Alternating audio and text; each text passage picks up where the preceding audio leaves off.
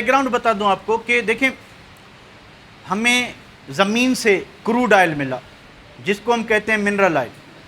Mineral oil भी कहते हैं, जिसको हम क्या कहते हैं और क्या कहते हैं, रॉक ऑयल भी कहते हैं, क्रूड ऑयल भी कहते हैं, ठीक है। अब उर्दू में इसको खाम तेल कहते हैं। अब यहाँ से जो हमें ऑयल मिला, मिसाल तौर हमें घोटकी से ऑयल मिला, हमें माड़ी गेस से ऑयल मिला, या हमें खैरपुर डिस्ट्रिक्ट से ऑयल मिला, हमने ज़मीन से जो मिनरल ऑयल निकाला उसमें बहुत सारी चीज़ें मौजूद होती हैं। अर्थिन इम्प्योरिटीज़ भी होती हैं, मट्टी होती है, ठीक है, सैंड होती है, इनऑर्गेनिक कंपाउंड्स होते हैं। ये सीधा जाएगा रिफाइनरी पे।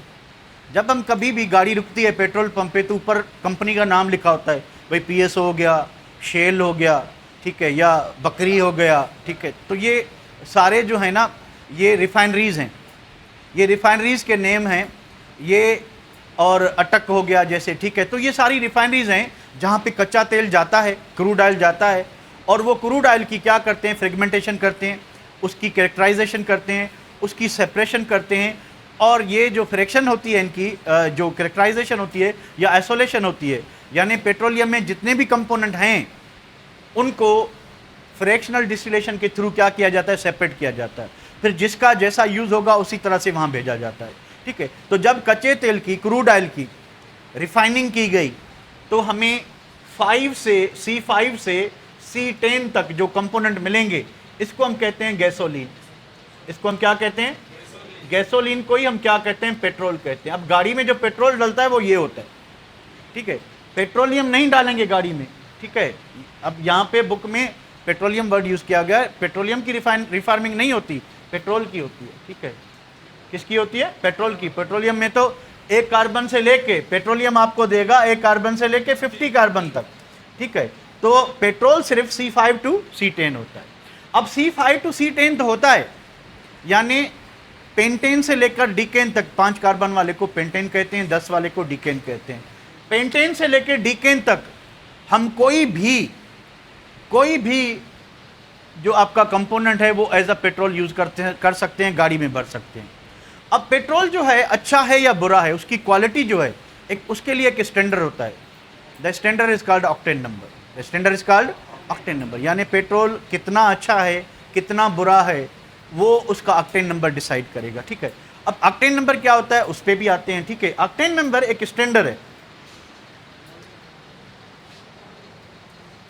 तो पहले आपको बताता चलूं कि आप C5 से लेके C10 तक गैसोलीन यूज़ कर सकते हो, एज अ पेट्रोल यूज़ कर सकते हो, ठीक है। अब यहाँ पे आपको एक चीज़ का पता होना चाहिए कि जो N हेप्टेन है, अब N क्यों लगाया है ये सारी चीज़ें पढ़ेंगे, पर क्योंकि अभी इंट्रोडक्शन करें। N हेप्टेन का मतलब है 7 कार्बन होंगे। N का मतलब होता है सीधी चेन होगी, कोई ब्रांच नहीं होगी, ठीक है। CH2 7 carbon, 4 5 6 and 7। ये क्या चीज़ है भैया, ये है N हेप्टेन। ये क्या है, N हेप्टेन। इसका ऑक्टेन नंबर होता है 0। ऑक्टेन नंबर क्या होता है, 0, ठीक है। अच्छा, दूसरा होता है आइसो ऑक्टेन। आइसो का मतलब होता है ब्रांच, आइसो ऑक्टेन। अब ये चीज़ें क्या हैं, थोड़ा होल्ड कीजिएगा, या अब अगले चैप्टर में पढ़ेंगे, ठीक है। सिर्फ फिलहाल थोड़ा सा मैं आपको बताने की कोशिश करता हूँ, ठीक है। इसमें 3 ब्रांच होंगी।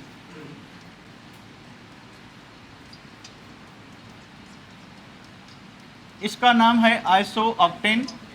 इसका जो वैसे नाम होगा, आयुपेक नेम होगा, वो होगा 224 ट्राईमिथाइल पेंटेन, ट्राईमिथाइल पेंटेन, ठीक है। अब ये नाम भी कैसे होगा, ये बेटा अभी आप होल्ड करें, ठीक है। इसका ऑक्टेन नंबर है 100। इसका ऑक्टेन नंबर क्या है, 100, ठीक है। अब थोड़ा सा समझने की कोशिश करें कि ऑक्टेन नंबर क्या है। मैं आपको समझाने की कोशिश करता हूँ। ऑक्टेन नंबर एक स्टैंडर्ड है जिसमें पेट्रोल की क्वालिटी डिटरमाइन की जाती है, या एग्जामिन की जाती है, या ऑब्जर्व की जाती है, या साइन की जाती है, ठीक है। अब होता क्या है कि गाड़ी में जब हम पेट्रोल डालते हैं तो वो पेट्रोल आपको पता है कि हाईली वोलेटाइल होता है, उसके वेपर्स बनते हैं। वो वेपर्स एयर के साथ मिक्स होंगे। वेपर्स यानी पेट्रोल के वेपर्स और एयर, एयर में क्या मौजूद है, हवा, ऑक्सीजन। ऑक्सीजन और पेट्रोल जो है ये दोनों क्या होंगे, मिक्स होंगे। इसके मिक्सचर को जो है इंजन क्या करता है, कंप्रेस करता है। कंप्रेस करके ऊपर ले जाएगा। ऊपर जो प्लग होती है, ठीक है, प्लग स्पार्क फायर करती है। जैसे ही उस पर स्पार्क लगेगी तो वो पेट्रोल जलता है। पेट्रोल क्या करता है? जलता है, ठीक है। अब फॉर एग्जांपल कि आपका जो पहिया घूमता है, जो पिस्टन जब रोटेट करता है तो एक मरतबा फ्यूल ऊपर जाएगा, ठीक है, फिर जब पहिया घूमेगा वो नीचे आ जाएगा, यानी एक राउंड में फ्यूल ऊपर जाएगा, स्पार्क प्लग जो है स्पार्क देगी, वहाँ से फ्यूल जलेगा, फिर वो नीचे आएगा, तब तक जो है वो फ्यूल बंद हो जाएगा, ठीक है। अब 100 ऑक्टेन नंबर का मतलब ये है कि जब 100 राउंड लगेंगे तो 100 टाइम फ्यूल स्मूथली बर्न होगा। ऑक्टेन नंबर का मतलब है कि फ्यूल कितना ईजिली कंबस्ट हो रहा है, फ्यूल कितना ईजिली जल रहा है। जितना ईजिली जलेगा तो ऑक्टेन नंबर क्या होगा? ज़्यादा होगा। अगर ईजिली नहीं जलेगा तो उससे एक प्रॉब्लम होता है जिसको हम नॉकिंग कहते हैं, जिसको हम क्या कहते हैं? नॉकिंग। तो अब अगर किसी पेट्रोल का ऑक्टेन नंबर 95 है, क्या है? 95, तो जब पिस्टन 100 चक्कर लगाएगा तो 95 टाइम्स क्या होगा कि स्पार्क जो है वो पेट्रोल को जलाएगी और उसके जलने से पावर जनरेट होगा। 5 राउंड ऐसे होंगे जो पेट्रोल को जो है वो वेस्ट करेंगे, ठीक है, वो इंजन के अंदर एक शार्प मेटेलिक साउंड प्रोड्यूस करेंगे जिसको हम नॉकिंग कहते हैं। तो 95 ऑक्टेन का मतलब ये है कि 5 + 95, यानी 5 जो है यूजलेस टर्न्स होंगे और 95 जो है वो यूजफुल होंगे। तो गाड़ी अगर अच्छे से चलानी है तो ऑक्टेन नंबर मोर देन 90 होना चाहिए, मोर देन 90 होना चाहिए। अगर ऑक्टेन नंबर 90 से ज़्यादा है, 90 से ज़्यादा है तो गाड़ी स्मूथली चलेगी। हाँ, कभी कभी जो है मिसिंग किस वजह से हुई? क्योंकि अगर 90 से ज़्यादा भी है तो 5 to 10% चांस है कि नॉकिंग होगी, यानी आपका पेट्रोल स्मूथली इतना नहीं बर्न करेगा जितना आइसो ऑक्टेन करेगा, जिसको ऑक्टेन नंबर कितना है? 100। तो सिंपली स्टैंडर्ड ये है कि ऑक्टेन नंबर उस फ्यूल का ज़्यादा होगा, उस पेट्रोल का ज़्यादा होगा जो ईज़िली एवापोरेट होगा, जो ईज़िली क्या होगा? एवापोरेट। तो आपको यहाँ पे एक चीज़ समझनी पड़ेगी, ईज़िली एवापोरेट कौन होगा? ईज़िली एवापोरेट कौन होगा वो मैं आपको बताता हूँ। देखिए, ये जितने भी हाइड्रोकार्बन्स हैं, हाइड्रोकार्बन सारे नॉन पोलर होते हैं। हाइड्रोकार्बन सारे क्यों नॉन पोलर होते हैं? क्योंकि इनका जो इलेक्ट्रोनेगेटिविटी डिफरेंस है वो 0.5 से कम होता है। तो ना ही कार्बन पे चार्ज होती है, ना ही हाइड्रोजन पे चार्ज होती है। जब कार्बन पे भी चार्ज नहीं है, हाइड्रोजन पे भी चार्ज नहीं है, तो मॉलिक्यूल एज अ होल क्या होगा? नॉन पोलर होगा। और नॉन पोलर मॉलिक्यूल में जो ऑपरेटिंग फोर्स होती है, जो फोर्स मॉलिक्यूल्स के एक दूसरे से बांध के रखती है, that is a London dispersion force. That is a, तो थोड़ा से मैं आपको बताता चलूँ कि जो हाइड्रोकार्बन हैं, जो भी हाइड्रोकार्बन है, ठीक है, हाइड्रोकार्बन है तो हाइड्रोकार्बन क्या होगा? Non polar. क्या होगा भैया? नॉन पोलर होगा, ठीक है। नॉन पोलर में नो चार्जेस। अगर मॉलिक्यूल नॉन पोलर होगा, चार्जेस नहीं होंगी, ठीक है, तो ऑपरेटिंग जो इंटरमॉलिक्यूलर फोर्स है कौन सी होगी? ऑपरेटिंग इंटरमॉलिक्यूलर फोर्स होगी London dispersion force, and this force is directly proportional to molecular mass, sorry molecular mass, कि जितना मॉलिक्यूलर मास ज़्यादा होगा, जितना मॉलिक्यूलर मास ज़्यादा होगा उतना लंडन डिस्पर्शन फोर्स स्ट्रांग होगी, ठीक है। अच्छा, दूसरी बात कि directly proportional to length of carbon chain, length of carbon chain, तो जितनी कार्बन चेन की लेंथ बढ़ती जाएगी, कार्बन एटम्स बढ़ते जाएंगे तो उसके साथ हाइड्रोजन भी बढ़ेंगे, तो मास क्या होता जाएगा? बढ़ता जाएगा ना। अगर मास बढ़ता जाएगा तो लंडन डिस्पर्शन फोर्स क्या होती जाएगी? स्ट्रांग, ठीक है। अगर if molecular mass is same, molecular mass is same, then फिर क्या होगा? Then London dispersion force is directly proportional to surface area.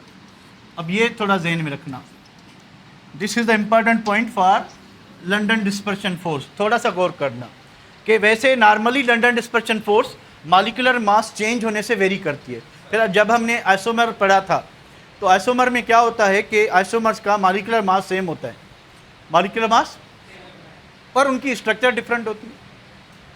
तो यहाँ पे देखिए, अगर मैं इसको n ऑक्टेन कर लूँ इसको, तो इसमें देखें 5 कार्बन है लाइन में, ठीक है। अगर मैं इसको n ऑक्टेन कर लूँ तो इसमें मुझे एक कार्बन और बढ़ाना पड़ेगा, ठीक है। तो आपको समझाने के लिए बता रहा हूँ।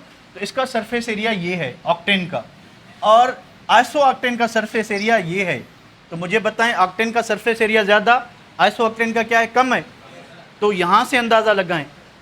तो इंटरमॉलिक्यूलर फोर्स जो है, लंदन डिस्पर्शन फोर्स किस पे डायरेक्टली प्रोपोर्शनल है, यानी तो सीधी चेन वाला जो है, फॉर एग्जांपल एक कार्बन, दो कार्बन, तीन कार्बन, चार कार्बन, और यहाँ पे एक कार्बन, दो कार्बन, तीन कार्बन, एक ब्रांच लग गई, ठीक है।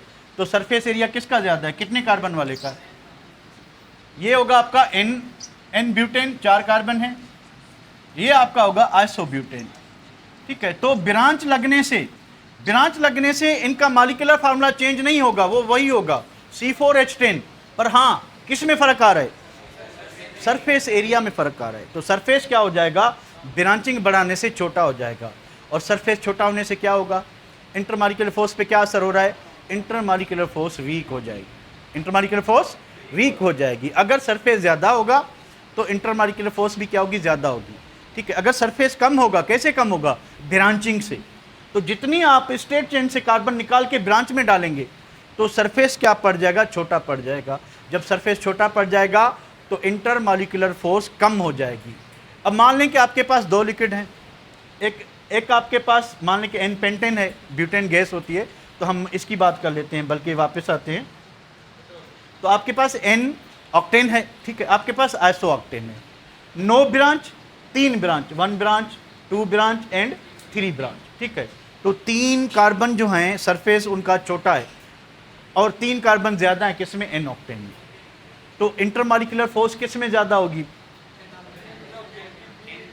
किस में ज़्यादा होगी, ए या बी, ए में ज़्यादा होगी। वेपर्स कितने जल्दी किस से निकलेंगे, ए के या बी के, लड़कियों बताओ ज़रा, ए या बी, वेपर्स जल्दी किसके निकलेंगे, जिसकी इंटरमॉलिक्यूलर फोर्स वीक होगी।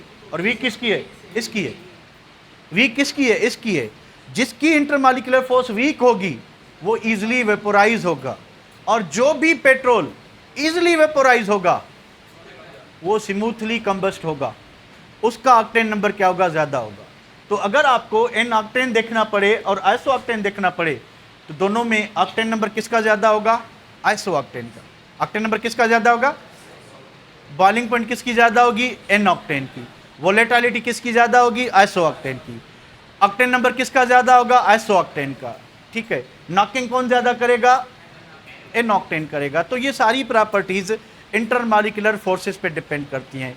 जितनी इंटरमॉलिक्यूलर फोर्सेस वीक होंगी between 5 to 10 carbon, don't forget this thing, कि हमें जो कंपैरिजन करनी है 5 to 10 कार्बन की, क्योंकि गैसोलीन यही होते हैं, इन्हीं में हम ऑक्टेन नंबर ढूंढेंगे कि किसका ज़्यादा होगा, किसका कम होगा। तो जैसे जैसे आप पेंटेन से डिकेन पे जाते हो, पेंटेन से हेक्सेन आओगे, 5 कार्बन से 6 कार्बन हो गए, तो सरफेस एरिया भी बढ़ गया, मास भी बढ़ गया। So what happens to the London dispersion force, तो पेंटेन अच्छा फ्यूल होगा या हेक्सेन अच्छा फ्यूल होगा, यानी जितने कार्बन कम होंगे वो अच्छा फ्यूल होगा, उसका ऑक्टेन नंबर ज़्यादा होगा, ठीक है। और जितनी आप ब्रांचिंग बढ़ाओगे, ठीक है, ब्रांचिंग बढ़ाओगे तो फिर क्या हो जाएगा कि फ्यूल का ऑक्टेन नंबर और बढ़ जाएगा, फ्यूल का ऑक्टेन नंबर और बढ़ जाएगा, ठीक है। तो रिफार्मिंग एक प्रोसेस है, रिफार्मिंग पे आप आते हैं। रिफार्मिंग एक प्रोसेस है जिसमें हम स्ट्रेट चेन कंपाउंड को ब्रांच में कन्वर्ट करते हैं। तो जब स्ट्रेट चेन कंपाउंड ब्रांच में कन्वर्ट होगा तो क्या क्या हो सकता है, कौन बताएगा। तो रिफार्मिंग में क्या क्या हो सकता है, मैं बताता हूं आपको। पहली बात कि रिफार्मिंग में होता क्या है कि भाई जो स्ट्रेट चेन है, ठीक है, वो किस में कन्वर्ट हो जाएगा, ब्रांच में। और जब ब्रांच में कन्वर्ट हो जाएगा तो जो लार्ज सरफेस एरिया है, लार्ज सरफेस एरिया वो किस में हो जाएगा, स्मॉल सरफेस एरिया में, स्मॉल सरफेस एरिया में कन्वर्ट हो जाएगा। और जो स्ट्रांग इंटरमॉलिक्यूलर फोर्स थी वो क्या हो जाएगी, वीक हो जाएगी। ये बातें समझ रहे हो। जब स्ट्रांग इंटरमॉलिक्यूलर फोर्स वीक हो जाएगी तो वोलेटिलिटी को क्या होगा, वोलेटिलिटी क्या हो जाएगी, इंक्रीज हो जाएगी, क्योंकि इंटरमॉलिक्यूलर फोर्स वीक हो गई है तो वेपर्स जल्दी बनना शुरू हो जाएंगे। ठीक है बेटा। जब वोलेटिलिटी इंक्रीज होगी तो ऑक्टेन नंबर को क्या होना चाहिए, ऑक्टेन नंबर क्या हो जाएगा, इंक्रीज हो जाएगा। जब ऑक्टेन नंबर इंक्रीज होगा तो what happens to the knocking, knocking reduce हो जाएगी।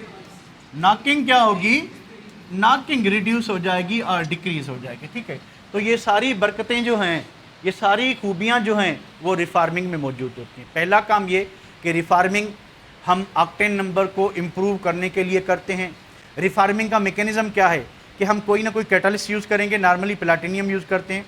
उससे पहले, प्लैटिनियम से पहले हम टेट्रा इथाइल लेड यूज़ करते थे। उसका एक डिसएडवांटेज था कि वो एयर में हार्मफुल पॉल्यूटेंट्स क्रिएट करता है, लीड सल्फाइड प्रोड्यूस करता है, जो कि एक बहुत ही बुरा पॉल्यूटेंट है। इस वजह से उसको अभी बैन किया गया है। अब प्लैटिनियम यूज़ करते हैं। प्लैटिनियम क्या करेगा कि स्ट्रेट चेन हाइड्रोकार्बन को ब्रांच में कन्वर्ट कर देगा, यानी रिफार्मिंग कराएगा। जब स्ट्रेट चेन ब्रांच चेन में कन्वर्ट हो जाएगा तो साइमल्टेनियसली उसके साथ साथ ये सारी खूबियाँ जो हैं पेट्रोल की इंक्रीज़ हो जाएंगी। नॉर्मली हम अगर एक लाइन में कहें तो ऑक्टेन नंबर बढ़ जाएगा, नॉकिंग कम हो जाएगी। ये बात समझ रहे हैं आप। तो पेट्रोल हम कोई भी ऐसा कंपाउंड जिसमें 5 से 10 कार्बन हो हम यूज़ कर सकते हैं। पेट्रोल जो है आपका, गैसोलीन जो है, कोई भी ऐसा कंपाउंड जिसमें 5 से 10 कार्बन हो उसको हम एज अ पेट्रोल यूज़ कर सकते हैं। फिर भाई जो पेट्रोल की जो क्वालिटी है, जैसे जैसे नंबर ऑफ कार्बन एटम बढ़ते जाएंगे तो पेट्रोल की क्वालिटी को क्या होना चाहिए, कम होना चाहिए या ज़्यादा होना चाहिए, कम। ऑक्टेन नंबर कम होता जाएगा। ऑक्टेन नंबर क्या होता जाएगा, कम होता जाएगा। ठीक है, तो अगर आप कार्बन सेम रखते हो, कार्बन सेम रखते हो पर आप ब्रांचिंग बढ़ाते हो, रिफार्मिंग करते हो, तो ऑक्टेन नंबर बढ़ जाएगा। ऑक्टेन नंबर क्यों बढ़ जाएगा, ऑक्टेन नंबर इसलिए बढ़ जाएगा कि ब्रांचिंग से सरफेस एरिया कम हो गया। सरफेस एरिया कम होने से इंटरमॉलिक्यूलर फोर्स कमज़ोर हो गई। इंटरमॉलिक्यूलर फोर्स कमज़ोर होने से पेट्रोल इजीली क्या हो जाएगा, वेपोराइज हो जाएगा। जब पेट्रोल इजीली वेपोराइज हो जाएगा तो इंजन, जो कंबस्टिबल इंजन है, उसको इजीली कंप्रेस करके स्मूथली बर्न कर पाएगा। तो यही एक स्टैंडर्ड है जिसको हम ऑक्टेन नंबर कहते हैं। तो थोड़ा सा अगर मैं पीछे आऊँ, अब ये जो एन ऑक्टेन है इसका ऑक्टेन नंबर है -20, इसका ऑक्टेन नंबर है 100। यानी अगर आप ऑक्टेन गाड़ी में डाल दें तो खाली धमाके होंगे, सिर्फ नॉकिंग होगी। तो नॉकिंग क्या होता है, नॉकिंग एक प्रीमेच्योर बर्निंग होती है। नॉर्मली फ्यूल जब पिस्टन रोटेट होता है तो वो एयर और पेट्रोल के मिक्स वेपर्स को ऊपर ले जाता है, फिर पलक जो है वो स्पार्क जो है उससे निकलती है, फिर फ्यूल जलता है। ठीक है, अब वो चक्कर पूरा नहीं होगा। अब एयर और जो आपका पेट्रोल, जो गैसोलीन है, उसके वेपर्स कंप्रेस नहीं हुए, पलक ने स्पार्क निकाली नहीं है, फ्यूल पहले जलना शुरू हो जाएगा। तो वो फ्यूल जो है वो पावर जनरेट नहीं करेगा, उससे एक शार्प मेटालिक साउंड प्रोड्यूस होता है जिसको हम नॉकिंग कहते हैं। नॉकिंग क्या करेगा, एक तो फ्यूल तो बर्न हो रहा है पर पावर जनरेट नहीं हो रहा, तो आपकी गाड़ी को कोई फ़ायदा नहीं मिलने वाला उससे। तो नुकसान होता है कि तो आपकी माइलेज कम हो जाएगी। ठीक है, तो काफ़ी चीज़ें होती है। तो अगर मैं आऊँ तो what is reforming, reforming is conversion of low octane gasoline into high octane gasoline is called reforming. होता क्या है भाई कि reforming is implied to increase octane number of gasoline. Refining इसलिए करते हैं ताकि ऑक्टेन नंबर को बढ़ाया जा सके। उसके बाद की क्या चीज़ है कि in this process straight chain hydrocarbons are converted into branch chain hydrocarbon using platinum catalyst. यहाँ पे एन ऑक्टेन है तो मैंने आपको बताया कि एन ऑक्टेन का जो ऑक्टेन नंबर होगा कितना होगा, -20, जबकि इसका जिसमें 3 ब्रांच हैं, ठीक है, इसका कितना होगा, 100। ठीक है, और तो ये बहुत ही अच्छा पेट्रोल, ये बहुत ही बुरा पेट्रोल, ये डायरेक्ट गाड़ी में यूज़ नहीं कर सकते। ठीक है, अच्छा भाई, इसके बाद रिफार्मिंग का मैकेनिज्म मैंने आपको बता दिया। अब आगे क्या चीज़ है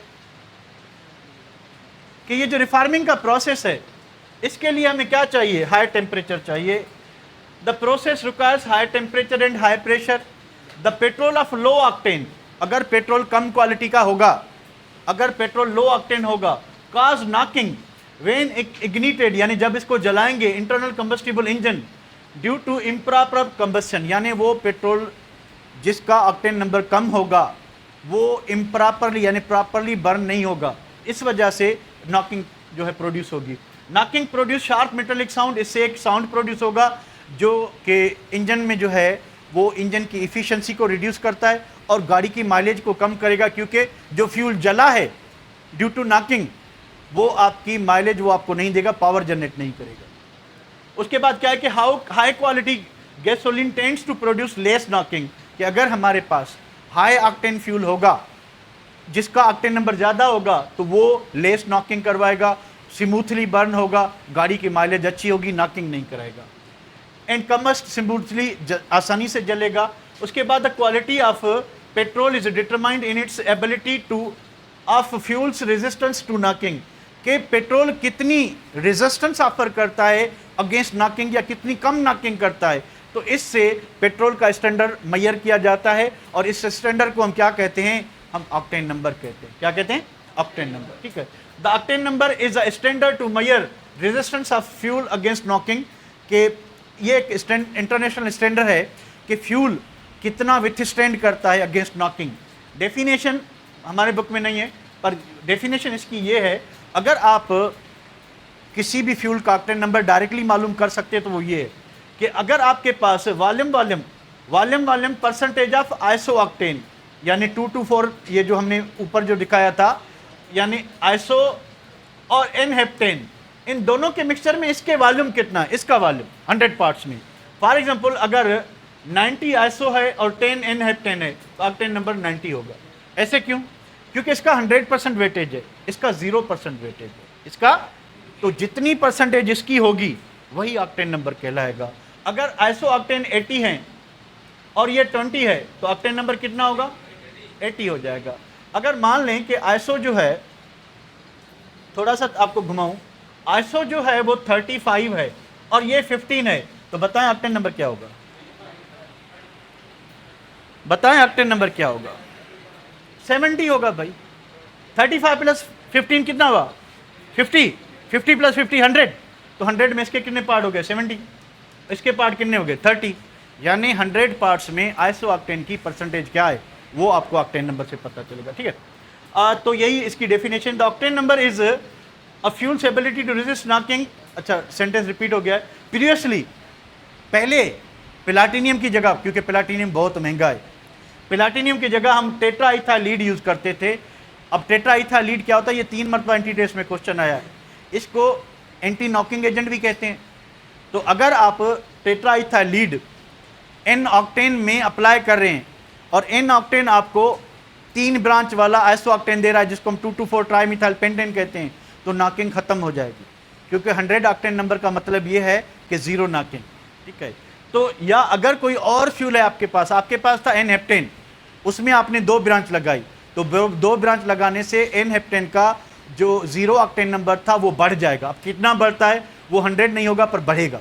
ठीक है, तो 100 नहीं होगा तो नॉकिंग क्या हो जाएगी? रिड्यूस हो जाएगी। तो इसको नॉक इनहिबिटर भी कहते हैं, इसको एंटी नॉकिंग एजेंट भी कहते हैं। 2 बातें हैं। एंटी नॉकिंग वर्ड तब आप यूज़ करोगे जब नॉकिंग बिल्कुल ख़त्म हो जाए, नॉक इनहिबिटर तब यूज़ करोगे जब ये नॉकिंग को कम करके दे, जब नॉकिंग को कम करके दे। ठीक है, तो कह रहे हैं कि पहले इसको हम यूज़ करते थे, पर इसका डिसएडवांटेज ये है कि ये एयर में पॉल्यूशन काज करता है, इस वजह से इसको डिसकंटिन्यू करके अब इसके दूसरे alternative such as platinum use करते हैं। दूसरे भी हैं, पेंटाकार्बोनाइल आयरन है, फेरोसिन है, ये यूज़ करते हैं, पर बुक हमारा प्लाटिनियम का बता रहा है तो हम प्लाटिनियम की बात करेंगे। तो this is all about today's lecture. अगर आपके क्वेश्चन हैं तो मोस्ट वेलकम। अच्छा, यहाँ पे एक बात क्लियर करता चलो, ये जो नाम आ रहे हैं, ज़ाइलिन हो गया, मीथेन हो गया, इथाइन हो गया, ब्यूटाइन हो गया, ये जब तक आप हम नेक्स्ट चैप्टर पे नहीं बढ़ेंगे तो आपको नहीं आएंगे, तो तब तक के लिए होल्ड कर लें, तो ये सारी चीज़ें आपको आ जाएंगी। ठीक है, क्योंकि यहाँ पे हम टॉपिक करें उसमें रेंडमली नाम आ रहे हैं, ये हमने पढ़े तो नहीं हुए ना, तो इसलिए आपको ज़रूर प्रॉब्लम होगी। जी बेटा,